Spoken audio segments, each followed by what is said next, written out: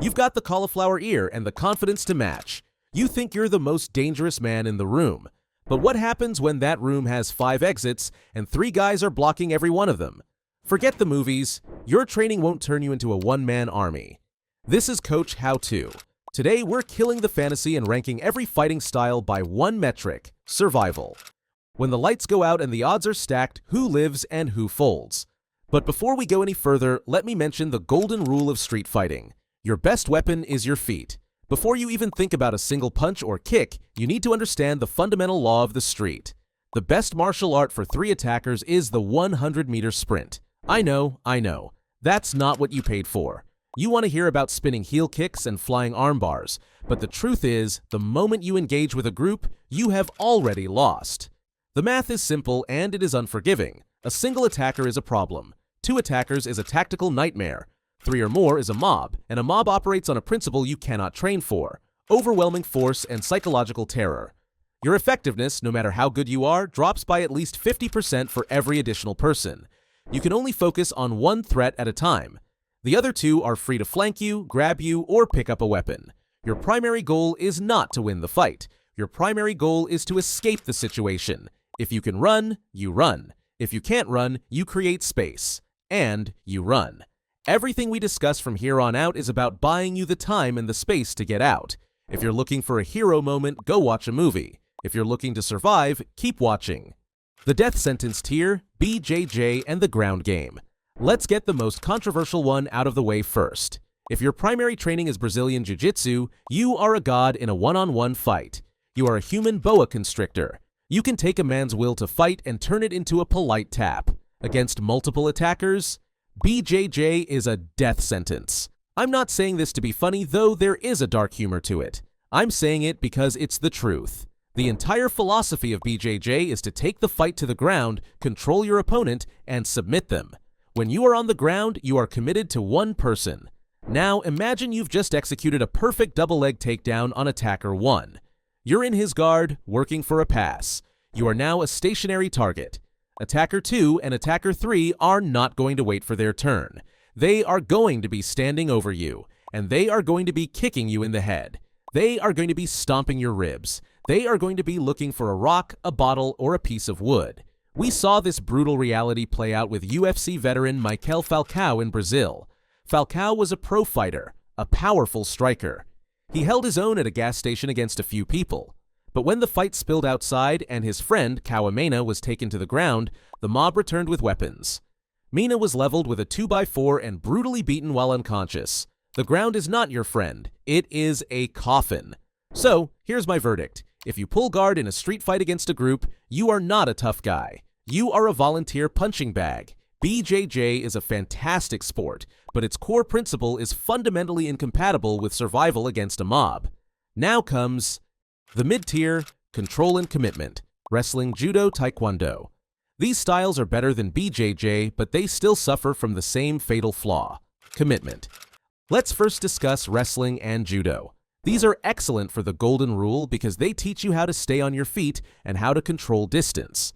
A high-level wrestler is almost impossible to take down, and a judoka can use an attacker's momentum against them. The problem? Every throw, every takedown requires a moment of commitment. If you are throwing attacker 1, you are momentarily vulnerable to attacker 2. More importantly, you are not creating space. You are simply changing the furniture. You are still in the room. But what about taekwondo and traditional karate? These styles teach explosive, linear movement and powerful kicks. This is good. A well-placed kick can buy you space. The problem is the chambering and the stance. Taekwondo often relies on high, chambered kicks that take time and leave you on one leg. Against a group, you need to be mobile, balanced, and ready to pivot. A missed kick or a moment of imbalance is all the mob needs to swarm you. The techniques are too committed, and the stance is too rigid for the fluid, chaotic nature of a group attack. So, my verdict for mid-tier is, it is good for defense, but too much commitment to a single technique.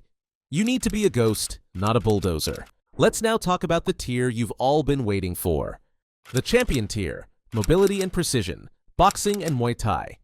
If you are forced to fight, your goal is to be a ghost, hit, and disappear. You need tools that are fast, devastating, and require minimal commitment. This is where the pure striking arts shine. Boxing is the ultimate survival art against multiple attackers, and here is why: footwork and head movement. A boxer's training is 90% about not getting hit. You are constantly moving, pivoting, and creating angles. Against a group, you don't fight them in a line, you fight them in a circle. You use your footwork to keep them lined up, forcing them to run into each other. The jab is your best friend. It's a rangefinder, a space creator, and a distraction. You hit attacker 1 with a sharp jab, pivot away from attacker 2, and now you have a clear path to run. You are not trying to knock them out, you are trying to disrupt their formation and buy time. Muay Thai is a close second, and in some ways, it's even more brutal. The low kick is a game changer. You don't need to knock a guy out, you just need to make him limp. A single, powerful low kick to the lead leg of attacker 1 will take him out of the fight for a critical 30 seconds. That's all the time you need. The clinch is the one danger here.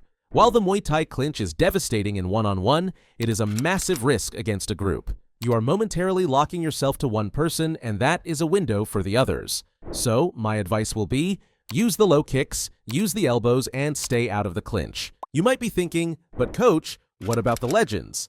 Let's talk about Renzo Gracie.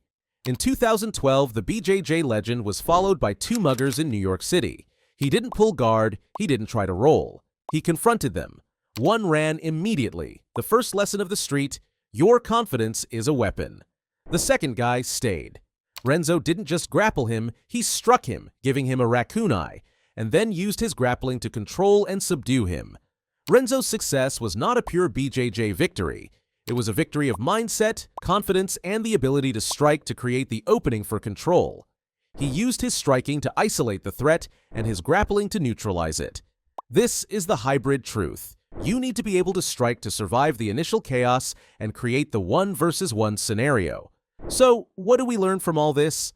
Look, I'm not here to sell you a fantasy. I'm here to tell you the truth. And the truth is, the moment you are surrounded, your training is no longer about fighting. It's about damage control. If you train BJJ, keep training. It's a beautiful art, but add a heavy dose of boxing footwork and head movement. If you train Taekwondo, great. But learn to throw a low kick that doesn't require a wind-up. Because the day you face a mob, the only thing that matters is your ability to move, to hit hard, and to get out. Don't be the tough guy who ends up on the ground. Be the smart guy who lives to train another day. Let's be clear, the 100-meter sprint isn't a joke. It's the only undefeated martial art in history. Even the best fighters in the world can be overwhelmed by a lucky shot or a hidden weapon when they're outnumbered. Survival isn't about proving how tough you are, it's about making it home in one piece. My final word is this: your ego is the most dangerous weapon in the street, and it's usually pointed at you. Swallow your pride, find the exit, and move. Because in a mob fight, the only real winner is the one who isn't there. Subscribe for the no BS truth and check the channel for more. Stay dangerous. I'll see you in the next one, and remember, run first, fight second,